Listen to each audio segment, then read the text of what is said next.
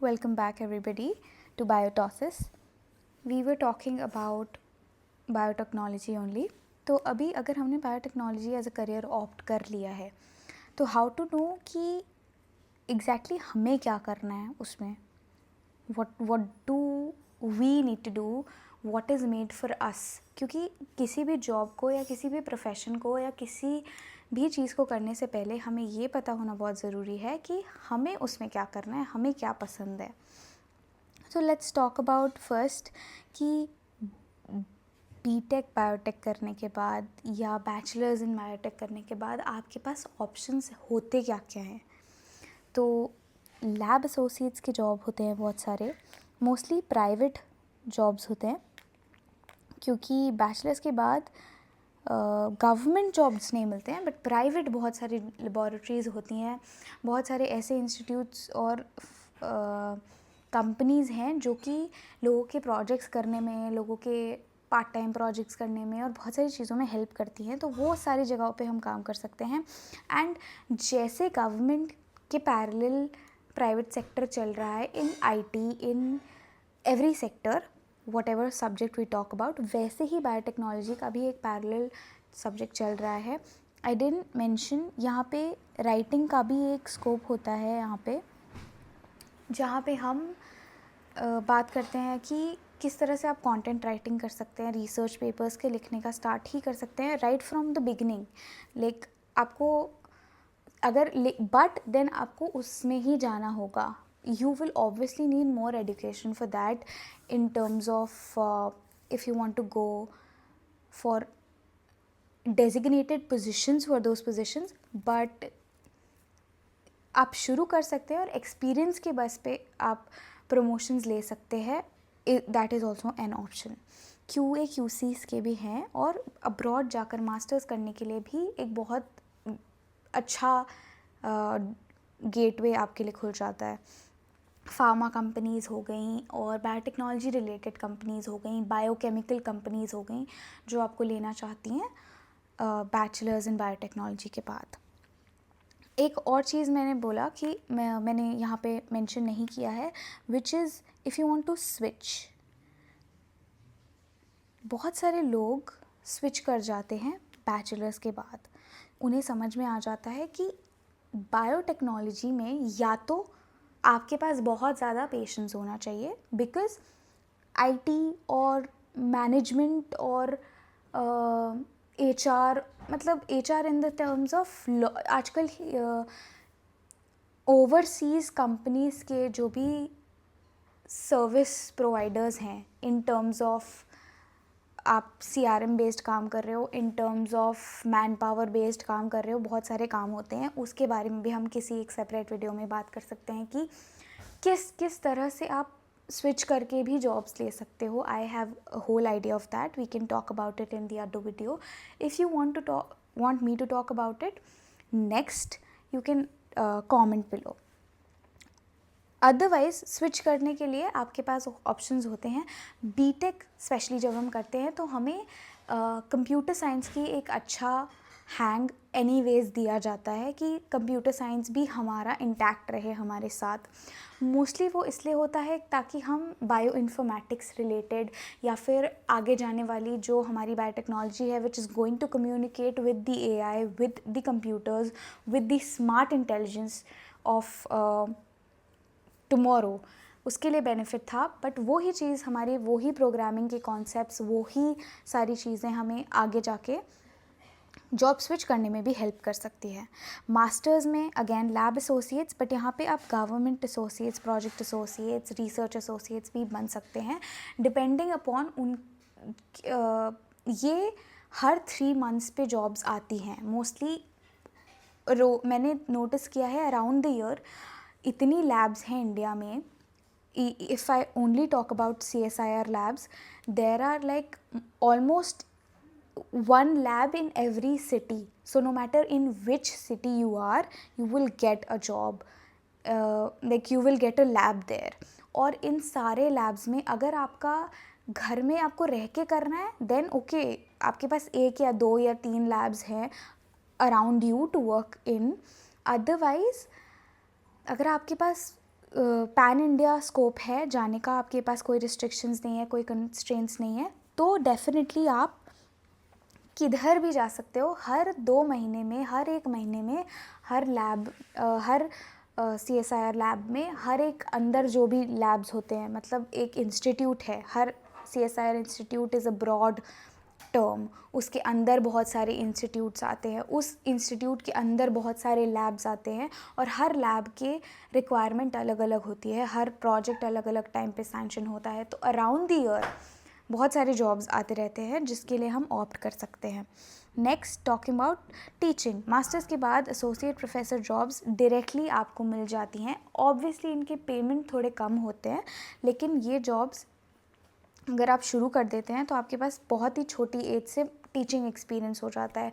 Bachelors के साथ आप ये नहीं कर सकते हैं। अगर आपका थोड़ा सा भी इंटरेस्ट टीचिंग में है तो आपको मास्टर्स कर लेना चाहिए।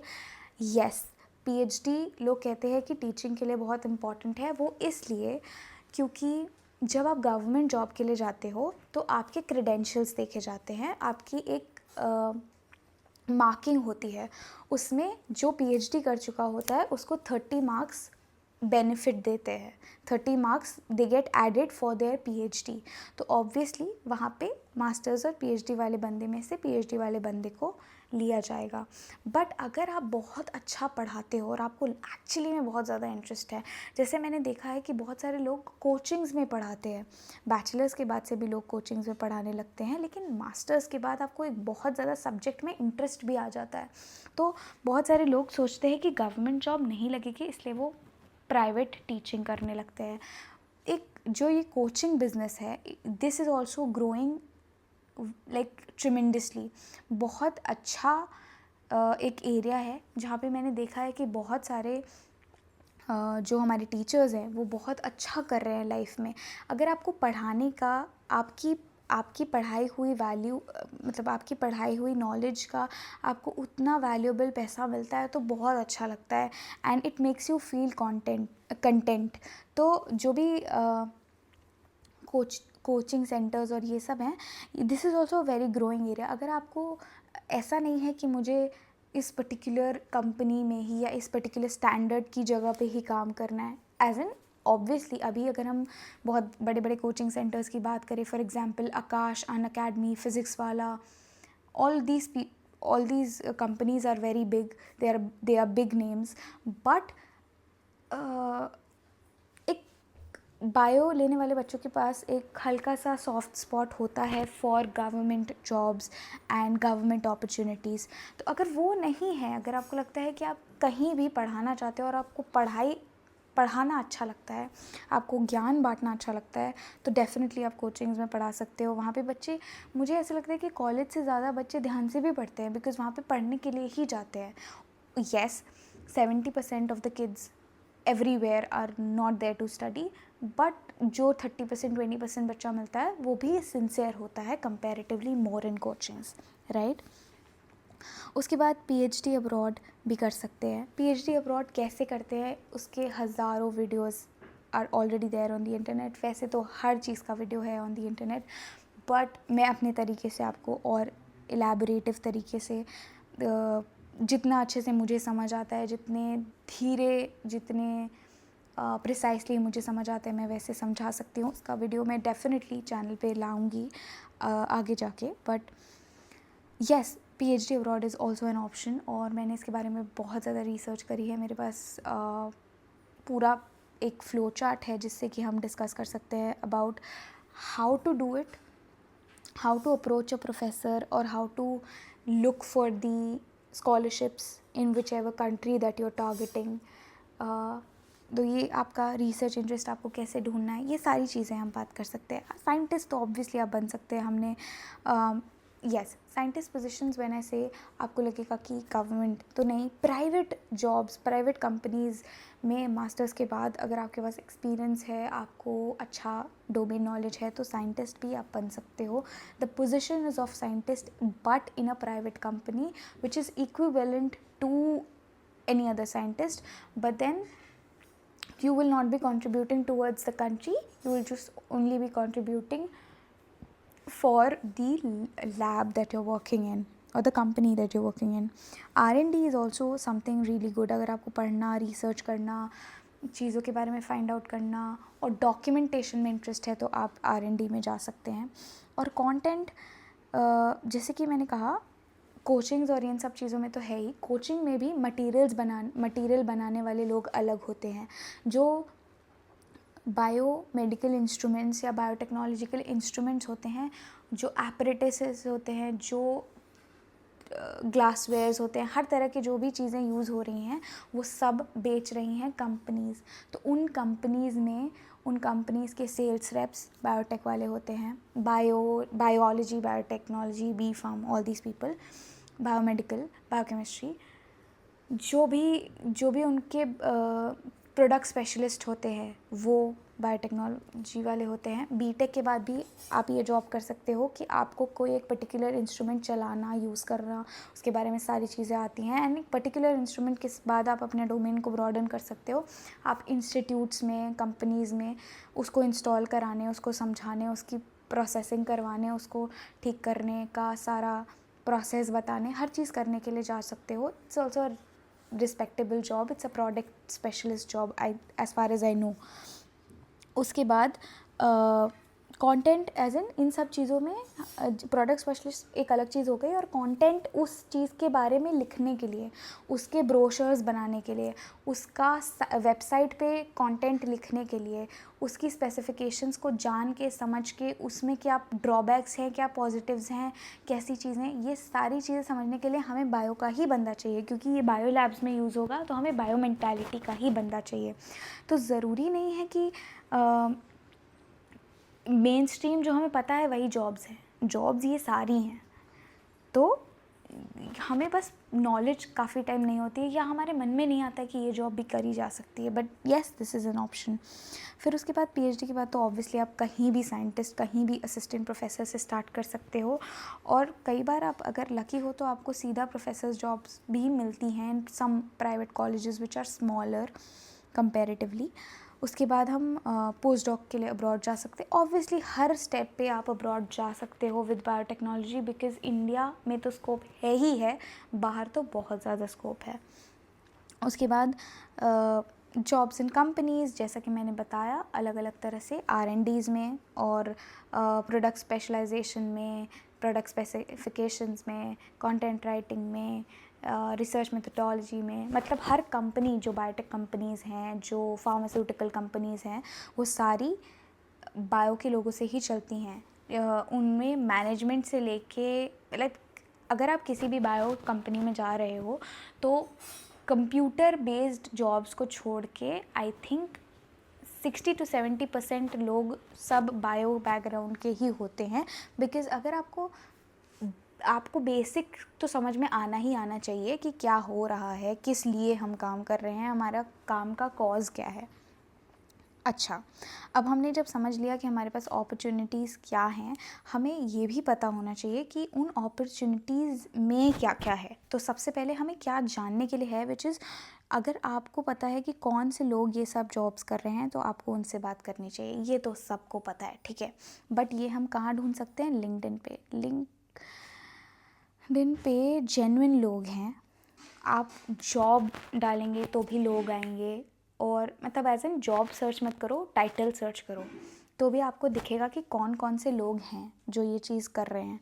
आप उनको कनेक्ट कर सकते हो, डीएम कर सकते हो कि सर या मैम, अगर आपको लगता है कि ठीक है, अब आपने कनेक्ट भी कर लिया, आपने देख लिया कि अब आपने उनकी प्रोफाइल देखी, आपने देख लिया कि उन्होंने बैचलर्स, मास्टर्स, पीएचडी या क्या क्या किया है, या अगर बैचलर्स ही सिर्फ किया है तो वो क्या एक्सपीरियंस लेके आए हैं, कौन कौन सी कंपनीज़ में उन्होंने काम किया है. आप उन कंपनीज़ में सीधा सीधा अप्लाई कर सकते हो. ज़रूरी नहीं है कि आपको उनको कांटेक्ट ही करना है. अगर आप शाय हो, आपको लगता है, तो इस तरह से रिसर्च की जा सकती है कि आप लिंक्डइन पे लोगों को ढूंढो जो जिस जॉब को आप टारगेट कर रहे हो और उसने क्या किया है. आप 10 लोगों को देखो, आपको एक तरह का पैटर्न तो दिखेगा. अगर आपको नहीं दिखता है तो फिर आपको कांटेक्ट करना पड़ेगा, या शायद आप गलत तरह से सर्च कर रहे हो, या फिर शायद आप जिस पोजीशन के लिए सर्च कर रहे हो उसका कोई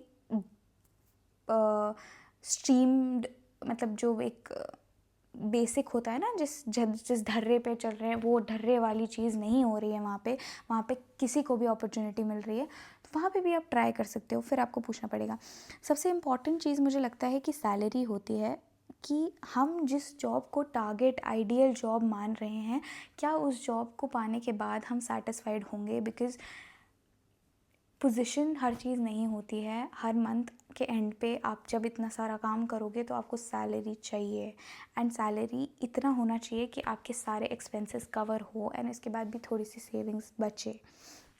तो इसके लिए भी आपको स्टार्टिंग से प्लान करना होगा। अगर आपको लगता है कि पीएचडी करने तक, जब तक मैं पीएचडी करने के 2 साल बाद तक, जब मुझे सपोज़ 1 लाख पर मंथ मिलना स्टार्ट होगा, तब तक बहुत देर हो चुकी होगी, तो आप बीटेक से भी स्टार्ट कर सकते हो। मतलब ऐसा भी हो सकता है कि आपने बीटेक से 20,000 पे स्टार्ट किया एंड 5 साल मास्टर्स, अगर आपने मास्टर्स नहीं भी किया आप डायरेक्ट पीएचडी भी कर सकते हो। This is also an option guys. तो अगर आपने डायरेक्टली पीएचडी किया से 3-4 ईयर्स में, विच इज़ वेरी सून, तो भी आप 70-80,000 तक पहुंच गए। या फिर आपको लगता है कि 80,000 तक पहुँचे, और अगर आप बैचलर्स के बाद डायरेक्ट जॉब करते तो 20, फिर हर मंथ 10-10 हज़ार की भी अगर प्रमोशन होती तो 70 तक पहुँच जाते। तो वो भी एक तरीका है, और एंड में आप दोनों लोग इक्वल पोजीशंस पे होगे। मतलब जो बच्चा बैचलर से निकल के तुरंत काम करना स्टार्ट कर देता है और पीएचडी के बाद जो काम करना स्टार्ट करता है, हर बारी हर पीएचडी वाले बंदे को जॉब भी नहीं मिलती है, क्योंकि 99% टाइम्स ऐसा होता है कि अवेयरनेस नहीं है। अवेयरनेस होगी तो आप जॉब के लिए अप्लाई कर दोगे। It's not a difficult task to apply for the job, it's a difficult task to understand what job is good for me, what I can do best, and where should I find the proper appropriate jobs. ठीक है, उसके बाद what is the job, मतलब title ही नहीं, title के अंदर काम क्या हो रहा है। अब मैंने बोल दिया प्रोजेक्ट एसोसिएट, मैंने बोल दिया साइंटिस्ट, मैंने बोल दिया R&D, आप उस चीज़ में कर क्या रहे हो। प्रोडक्ट स्पेशलिस्ट मैंने बोला, आपका product as a product specialist काम क्या है। फॉर एग्जाम्पल प्रोडक्ट स्पेशलिस्ट क्या करते हैं, मैंने पहले भी बताया इसी वीडियो में, बट देन फिर से मैं एक बार एक्सप्लेन कर देती हूँ कि प्रोडक्ट स्पेशलिस्ट बेसिकली किसी एक पर्टिकुलर प्रोडक्ट, सपोज़ मैं बात करती हूँ एक बायोरिएक्टर के बारे में, आप एक बायोफर्म में काम करते हो, उसका एक प्रोडक्ट है बायोरिएक्टर, तो जो भी बायोरिएक्टर की स्पेसिफिकेशंस होंगी वो आपको पता है। प्रोडक्ट स्पेशलिस्ट इज़ ऑल्सो काफ़ी बार उनके पास कंटेंट सारा लिखा हुआ होता है, कंटेंट वाले लोग ये चीज़ करके दे देते हैं, काफ़ी बार आपको जवाब देना होता है। मोस्टली आपके पास सारे ब्रोशर्स, सारा कंटेंट होगा, आपको बस पढ़ के समझ के उस पूरे बायोरिएक्टर की फंक्शनैलिटी समझ के, अगर वो ख़राब हो जाए तो क्या करते हैं, अगर वो ज़्यादा अच्छे से चलने लगा है पहले से तो क्या करते हैं, बहुत सारी चीज़ें होती हैं। वो सारी चीज़ें समझ के आपको डेमो देने जाना पड़ सकता है। डेमो लेने लोग आ सकते हैं आपके ही फर्म में। कई बार आपका इंस्ट्रूमेंट 2 साल से कहीं पे है, अब now the batch that new this has been changed, everybody got promoted और moved to some other location, कुछ भी हुआ जिसकी वजह से जिन लोगों को वो बायोरिएक्टर चलाना आता था सब चले गए हैं। तो अब वापस से उस इंस्टीट्यूट में आपको ये चीज़ सिखाने, ट्रेनिंग देने जाना होगा। तो that is also part of a product specialist. तो इस तरह से what is the job about, और महीने के 30 उस प्रोडक्ट स्पेशलिस्ट में को महीने के 30 दिन में से कितने दिन बाहर रहना है, कितने दिन ट्रैवल करना है, कितने दिन डेस्क जॉब करना है, ये सारी चीज़ें, this is just an example. तो ये सारी चीज़ें आपको पता होनी चाहिए बिफोर चूजिंग कि what I really want to do in life, या what I really want to do as a career option. उसके बाद वर्क टाइमिंग्स एक बहुत इम्पॉर्टेंट चीज़ है। कई बार हम सोचते हैं कि वर्क, इनिशियली हम सब बहुत ज़्यादा मोटिवेटेड होते हैं और हमें लगता है कि हम सब कर लेंगे, ठीक है, हमसे सब हो जाएगा, और 10 घंटा 20 घंटा 12 घंटा जितना काम कराया जाए कर लेते हैं। बट अगर आपको कोई चीज़ एज अ करियर लेना है और ज़िंदगी भर करना है, तो वर्क लाइफ बैलेंस होना बहुत ज़रूरी है। आपको ही डिसाइड करना पड़ेगा कि कब आप वो लाइन खींच रहे हो कि मुझे 8 बजे के बाद ऑफिस में नहीं रुकना है या 6 बजे के बाद ऑफिस में नहीं रुकना है या जब भी आपको ऑफिस में नहीं रुकना है, क्योंकि आप कितने देर तक प्रोडक्टिव हो। 8 घंटे में 8 घंटे ही आप प्रोडक्टिव नहीं हो सकते हो। How do you think work timings work for you? को कई लोगों का कंसंट्रेशन शाम को होता है, कई लोगों का पीक कंसंट्रेशन सुबह को होता है, तो उस हिसाब से भी आपको वर्क टाइमिंग चूज़ करनी पड़ती है कि अब हमारे पास नाइट जॉब्स, डे जॉब्स, बहुत सारे जॉब्स के ऑप्शंस हैं। तो इन सब हिसाब से भी हमें देखना चाहिए कि हमें एक्चुअली में करना क्या है। उस जॉब को जिसके लिए आप टारगेट कर रहे हैं उसकी बेसिक क्वालिफ़िकेशंस क्या है, जो एकदम ही नीचे बंदा है उसको क्या है, प्लस जो अभी अभी उसमें लिया गया है उसकी क्वालिफ़िकेशंस क्या थी, प्रमोशन जो हो रहा है जिसका लगातार उसका क्या सीन है, उसने कितने टारगेट्स हिट किए हैं, टारगेट्स क्या होते हैं उस जॉब, ये सारी चीज़ें पता होना चाहिए और उसके बाद भी आपको इंटरेस्ट आना चाहिए। कई बार हमें लगता है दूर से देख के कि wow this job has so much money, I could do this for the money for the rest of my life, but trust me बहुत बारी ऐसा नहीं होता है। जिस चीज़ के लिए हम बने हैं, जो चीज़ हमें बहुत अच्छी लगती है, जो चीज़ हमारे लिए बेस्ट है, वो हमें समझना पड़ेगा ताकि हम एक सस्टेनेबल करियर ऑप्शन चूज़ करें जो हमें डेफिनेटली प्रोग्रेस देगा। बहुत सारे बायोटेक्नोलॉजी के स्टूडेंट्स अपना करियर पैथ शिफ्ट कर लेते हैं।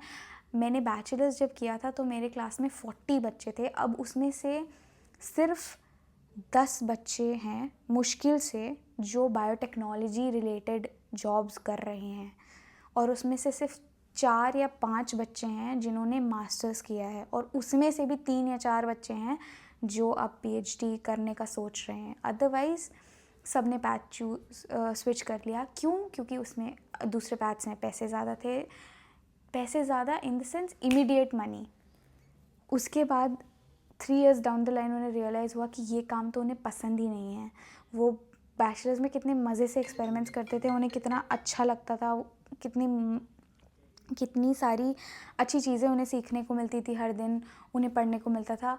अब उन्हें सिर्फ कंप्यूटर पे काम करना पड़ता है and what not there are. तो इसीलिए सिर्फ पैसे या सिर्फ एक पोजीशन देखकर भी हम नहीं जा सकते कि लोग बहुत सारे किसी भी गवर्नमेंट एग्ज़ाम की तैयारी नहीं करते हैं और डेडिकेटेडली जीआरएफ की तैयारी करने लगते हैं, जिससे मास्टर्स के बाद और पीएचडी करने के लिए, और फिर पीएचडी में आके उन्हें रियलाइज़ होता है कि उन्होंने अपनी ज़िंदगी ख़राब कर ली है और पीएचडी के बाद भी ठीक से वो जॉब नहीं कर पाते क्योंकि उनके पास इतनी बड़ी डिग्री है तो उन्हें time to time contractual positions मिल जाती हैं, बट उनके पास एक स्टेबल जॉब नहीं है। कई बार बहुत सारी चीज़ें किस्मत पे भी डिपेंड करती हैं, बट अवेयरनेस बहुत ज़रूरी है।